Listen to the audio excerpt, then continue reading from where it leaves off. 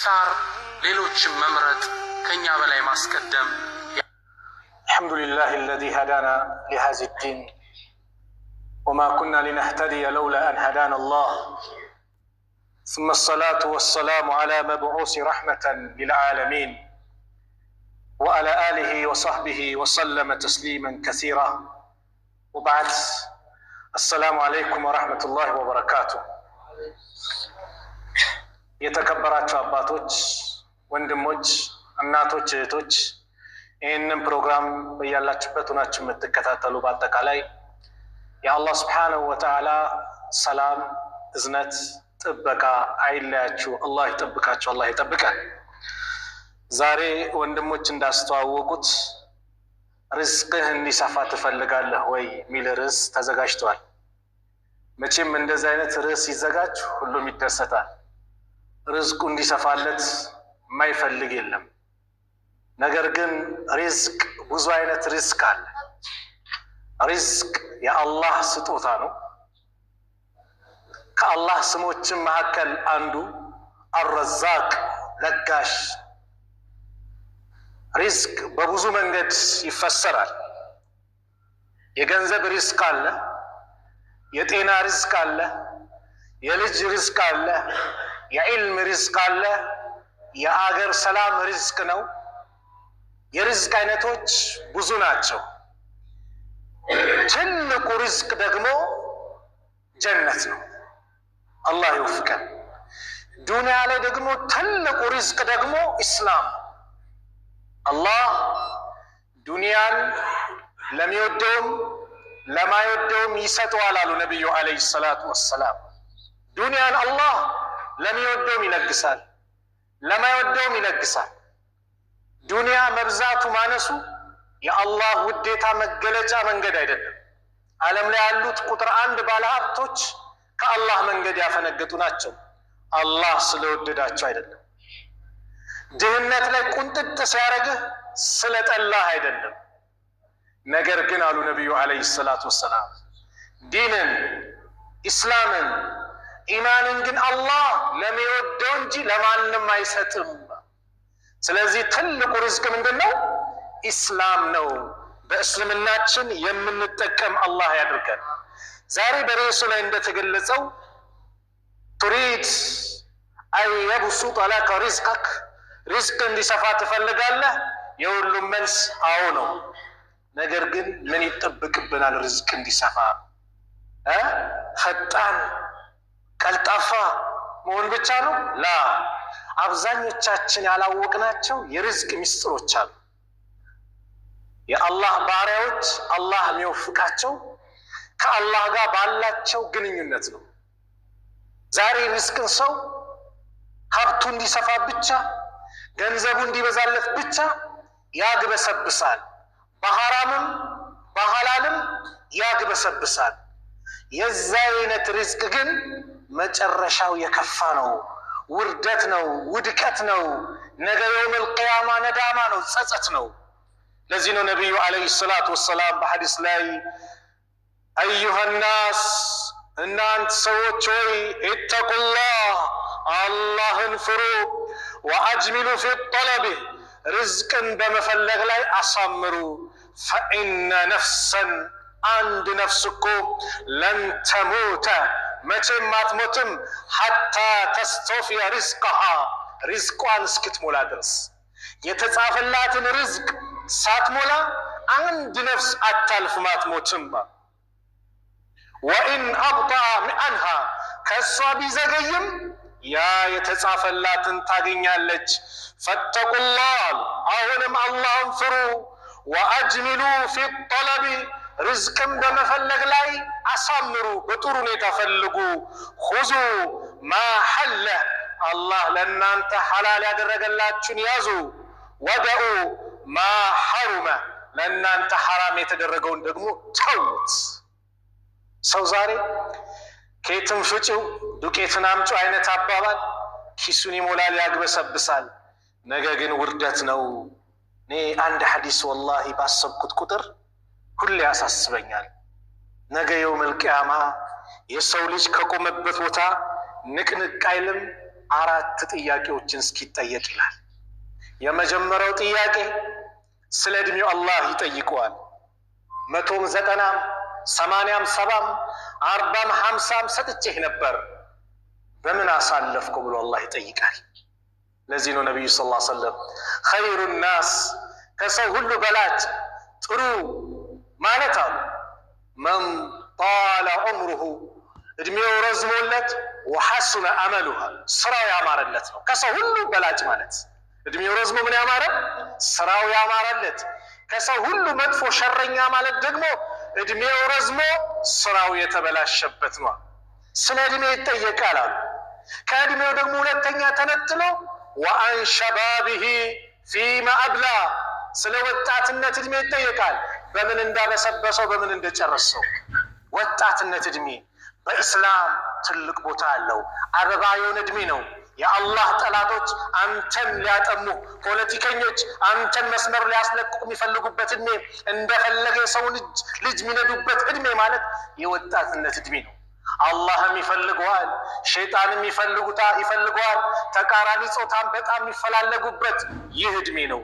ይህን እድሜ አላህ በሚወደው አላህ በሚፈልገው ካሳለፈ ነገ የውመል ቂያማ ሰዎች በላባቸው በሚጥለቀለቁበት ጭንቅ በሚልባቸው ሰዓት ላይ አላህ እስከ 7 ሰዎች አንዱ ወሻቡን ነሽአ ፊ ዒባደቲላሂ ዐዘ ወጀል ወጣት አላህ በሚፈልገው ነገር ላይ እድሜውን ያሳለፈ ስለ ወጣትነት ይጠየቃል።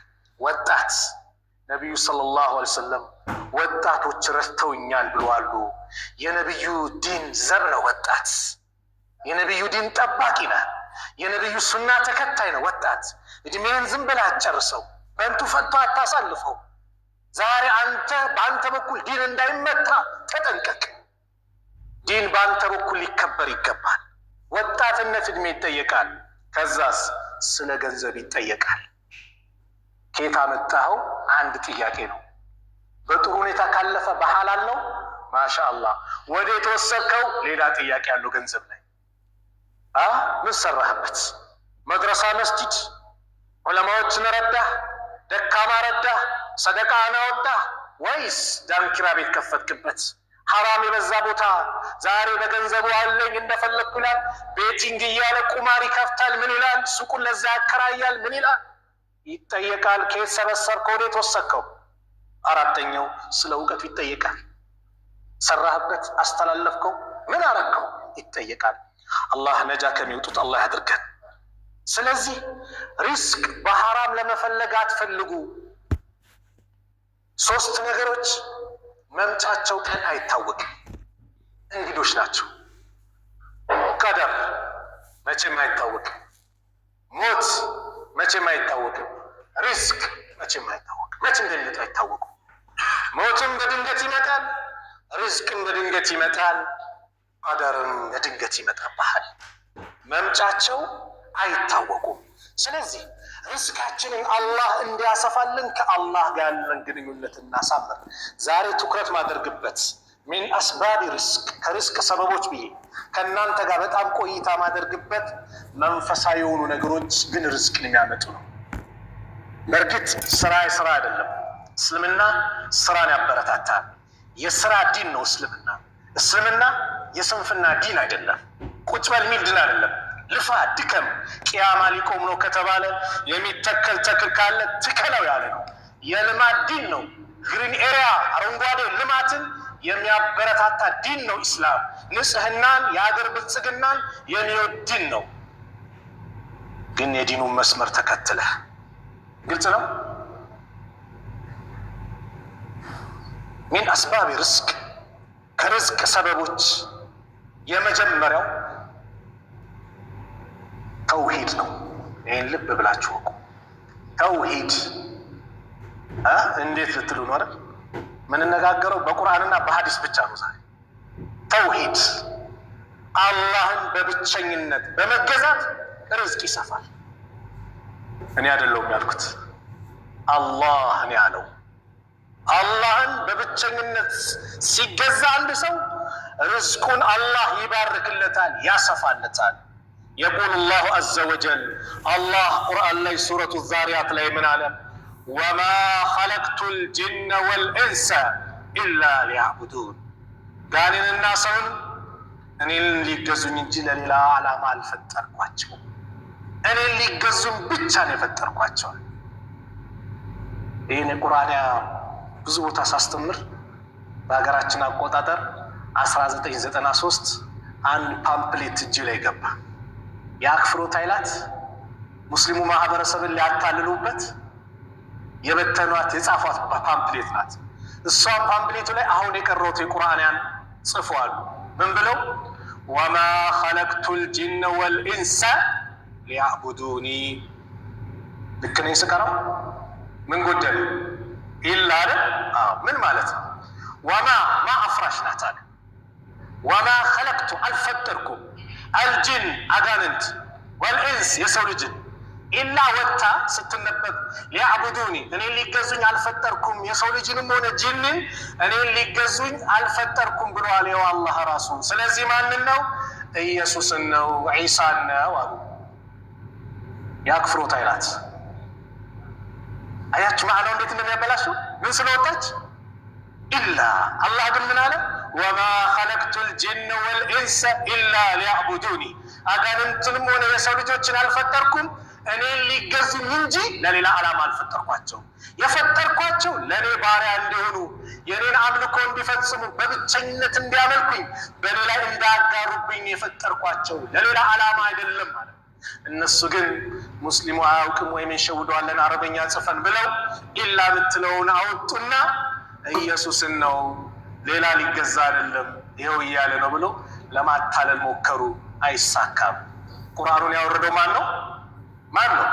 አላህ። ኢና ነሕኑ ነዘልና ዚክራ ወኢና ለሁ ለሓፊዙን። ይህ መገሰጫውን መመከሪያውን ሰውን ከጥመት ወደ ቅን፣ ከጭንቀት ወደ ብርሃን፣ ከጨለማ ወደ ብርሃን፣ ከጭንቀት ወደ ደስታ የሚያወጣውን የዓለም ብርሃን የሆነውን ቁርአን እኛ ውርደነዋል፣ እኛው ነን ጠባቂ ብለዋል። ማንም ቁርአንን ሊበክል ሊያበላሽ የሚመጣ አንድም ሰው ጠባቂው ማን ነው? አላህ ነው ቁርአንን የሚጠብቀው። ቁል ሙቱ ቢገይዚኩም እንደ ተቃጠላችሁ ሙቱ እንጂ አይሳካላችሁ። ይሳካል? አይሳካም። ከዛ አላህ ምን አለ? ማ ኡሪዱ ሚንሁም አለ ማ ኡሪዱ ሚንሁም ምን ሪዝቅን ወማ ኡሪዱ አን ዩጥዒሙኒ አለ ከእነርሱ ምንም ሲሳይ አልፈልግም፣ ሊመግቡኝም አልሻም። ኢነላሃ አላህ ሁወ ረዛቅ አለ እርሱ ነው ሰጪው ለጋሹ፣ ዙል ቁወቲል መቲን የብርቱ ኃይል ባለቤትም እሱ ነው አለ አላህ። ማነው ረዛቅ? አላህ። በምን? ተውሂድን ስትይዝ፣ አላህን በብቸኝነት ስትገዛ አላህ ርዝቅህን ያሰፈዋል። ተውሂድ የያዘ ሰው ማንን ነው የሚጠቀው? አላህ ነው። ሲደሰት አልሐምዱሊላህ፣ ሲቸገር ያ ረብ ይላል። ከአላህ ውጭ ማንንም አያውቅም፣ የአላህ ባሪያ ነው። ስለዚህ የመጀመሪያው የርዝቅ ሰበብ ተውሂድ፣ አላህ በብቸኝነት መገዛት። የተውሂድ ጉዳይ ቀላል አይደለም ወንድሞች፣ ልንጨነቅለት ሊያሳስበን የሚገባ ጉዳይ ነው። ነገ የውመል ቂያማ ምንድነው? በተውሂድ ነው። ተውሂዱ የተበላሸበት ሰው ዱንያ አኺራ ይበላሽበታል። ተውሂዱ ያማረለት ሰው ወንጀል እንኳን ሰርቶ ጀሃነም እንኳን ቢገባ ተውሂድ ያለው ሰው መጨረሻው የት ነው? ጀነት ነው። መጨረሻው ጀነት ነው። አላህ ከጀሃነም እሳት ይጠብቀን። ሁለተኛው የርዝቅ ሰበብ የቆጠራቸው ሁለተኛው የርዝቅ ሰበብ አሰላ ሰላት። ሰላት የሌለው ሰው ባዶ ነው።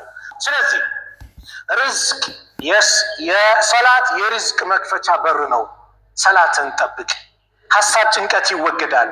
ነቢዩ ሰለላሁ ዐለይሂ ወሰለም ጭንቅ ጥብብ ሲላቸው ያ ቢላል አሪሕና ቢሰላህ፣ ቢላል ባክ በሰላት አሳርፈን። ሰላት ሲሰግዱ ሁሉን ነገር ይስተካከላል። እንደው ሐቂቃ እንነጋገር። አሁን መግሪብ ከሰገድን በኋላ የተሰማን ደስታ የለ? ሰላት ሰግደንና ሳንሰግድ አንድ ነን? ወላሂ ሰላት የሚሰግድ ሰው አላህ የሰጠው ስጦታ አለ፣ ልዩ ስጦታ፣ ደስታ አለ። እስር ቤት ላይ ሆነን አንድ ሰው መጣና እከሌ ያለው አቤት ሰላት ጀመርካል? አልጀመርኩም። ወላሂ አንተ መቼም አትሰግድም አለ። ለምን ሲለው የጭንቀት ቦታ ላይ አላህን ያልተገዛ ወጥተህማ መቼም አትገዛም። እስር ቤት ሆነን ሰላት የማይሰግዱ ሰዎች ወላሂ እንቅልፍ የላቸውም። ሌሊቱን በሞላ ወክ ያደርጋሉ። እዛው ቤት ውስጥ እንደ መጋዘን ነገር ነው፣ ወክ ያደርጋል። ለምን? እንቅልፍ የለም፣ ጭንቀት ነዋ። ሰላትስ ደስታ ያመጣል። ስለዚህ ቤተሰብን በሰላት እዘዝ። የሚጠበቅብህ ይሄ ነው። በአላህ ትእዛዝ ሊያድር አላህ ነው። ይሁን ነገር ሲባል ሰላት ከተውክ ነው ስራ የምትሰራው። ሰላትን አተው። መን ተረከ ሊላሂ ሸይአን አወደሁ ላሁ ኸይረን ሚንሁ። ለአላህ ብሎ አንድን ነገር የተወ አላህ የተሻለ ይተካልሃል። አላህ የሚያስቆጣ ነበር ትተዋል፣ አላህ የተሻለ ያመጣልሃል። ስለዚህ ሰላትን አጥብቅ ያዝ።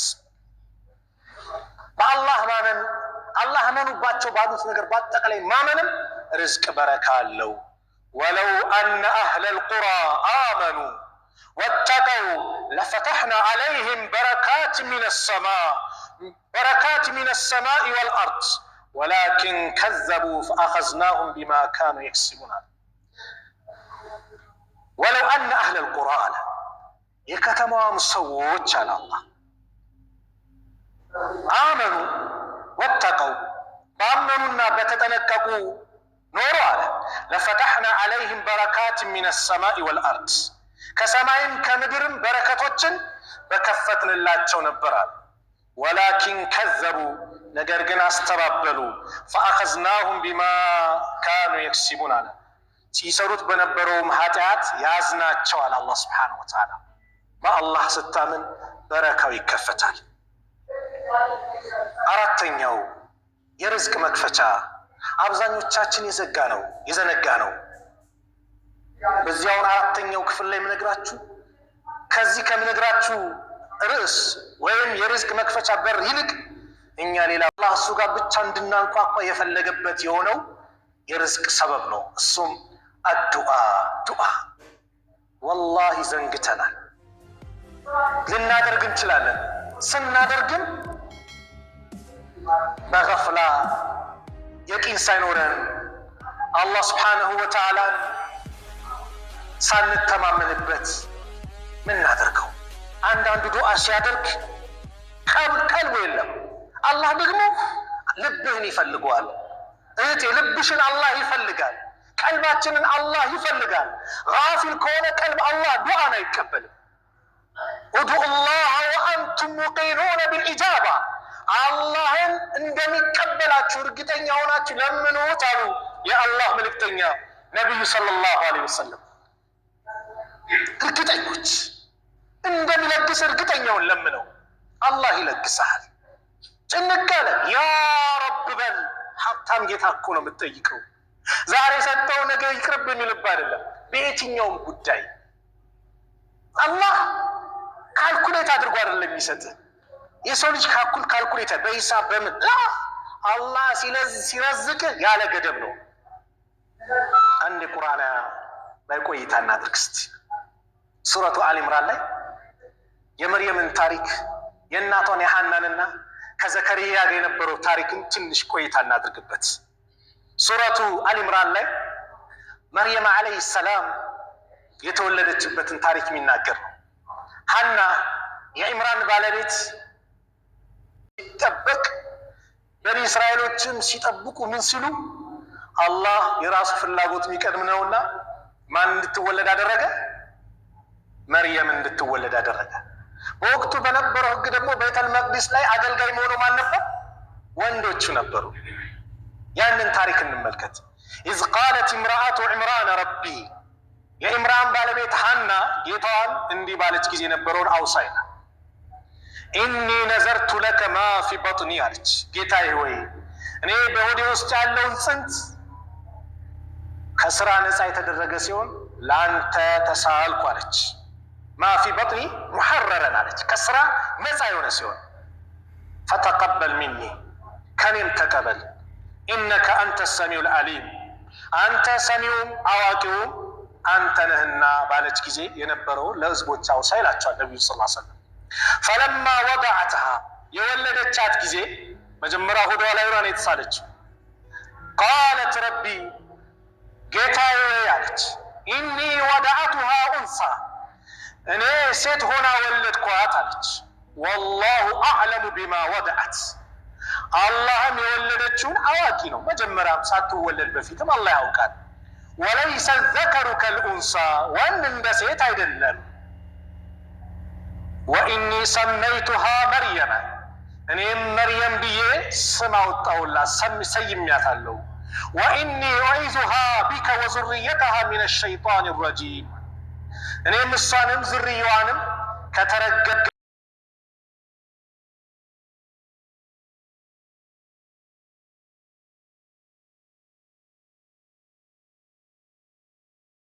قل أعوذ برب الفلق من شر ما خلق ومن شر غاسق إذا وقب ومن شر النفاثات في العقد ومن شر حاسد إذا حسد.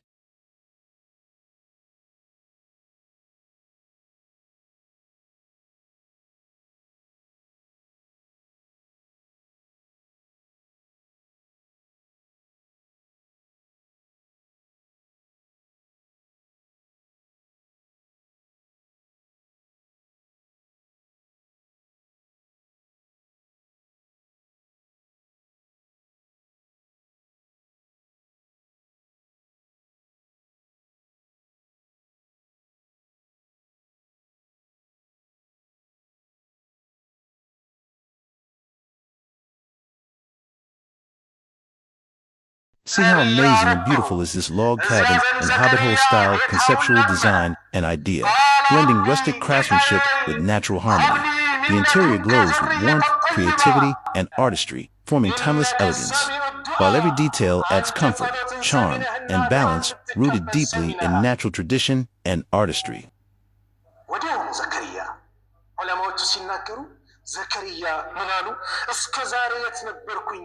الله على يسار على قدم ينقص انا يتنبركኝ الله قال امنت فنادته الملائكة وهو قائم يصلي في المرحاض ጸሎት ማድረሻ ክፍል ውስጥ ሆኖ ቆሞ ዱዓ ሲያደርግ አላህን ሲማጸን መላእክት ጠራቸው الله يبشرك بيحيى الله بيحيى مصدقا بكلمة من الله كرسو بونك على الله يحيى بركت لانت يا بسرحال سمون ما نوتتو الله اوتتو ما يحيى كالله بونك قال يميارغاغط يا الله قال يميارغاغط يحيى يتبال لج الله يلقسحال وسيدا وحسورا ونبيا من الصالحين ድንግልም ከደጋጎችም ነብይም ሲሆን አላህ ይለግሳል ያበስራል። የዚህ ጊዜ ዘከሪያ እድሜያቸው ሄደዋል። ሚስታቸው መሃል ነበረች። አው አላህን ለመንከር አላህ ሰሚ ነው፣ ተቀባይ ነው። ባሪያዎች የሚቀበል ሲረዝቅ ሲሰጥ ምንም ሳይሰስት የሚሰጥ ጌታ ነው። ይሰጣል ሲባሉ قال ربي ጌታዬ ያለ አና يكون لي غلام እንዴ ለኔ ልጅ እንዴት ይኖረኛል አለ وقد بلغني الكبر ادميرو ارجچه سالاله وامراتي عاقر ባለቤቴ ማህኑና ስትሆን ሳለ እንዴት ለኔ ልጅ ይኖረኛል قال كذلك الله يفعل ما يشاء እንደዚህ ሆኖ አላህ የሚሻውን ነገር ይሰራል በካልኩሌት አይደለም አደምን ሲፈጥረው ያለ እናት ያለ አባት ከአፈር ፈጠረው አይደል